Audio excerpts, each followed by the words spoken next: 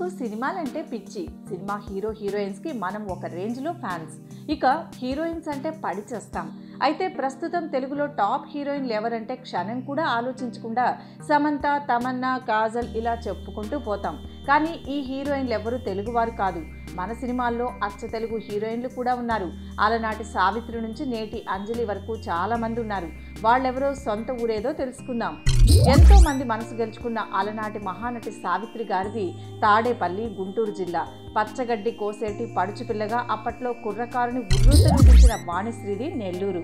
ఆరేసుకోబోయి పారేసుకున్న అంటూ అప్పటి కుర్రోళ్లను తన వెంట పడేసుకున్న జయప్రదది రాజమండ్రి. ఇక అదే తరంలో వచ్చిన జయసుధది చెన్నై. ఆ తర్వాత వచ్చిన హీరోయిన్లు విజయశాంతిది వరంగల్, రాశి, రాజోల్, రంభ విజయవాడ, రోజా తిరుపతి, లయ విజయవాడ, ప్రత్యూష భోంగేల్. ఇప్పుడు తెరపై కనిపిస్తున్న హీరోయిన్లలో అంజలి రాజోలు, బిందు మాధవి మదనపల్లె, చిత్తూరు జిల్లా, నిహారిక హైదరాబాద్, కలర్ స్వాతి హైదరాబాద్, రీతు వర్మ హైదరాబాద్, శ్రీదివ్య హైదరాబాద్.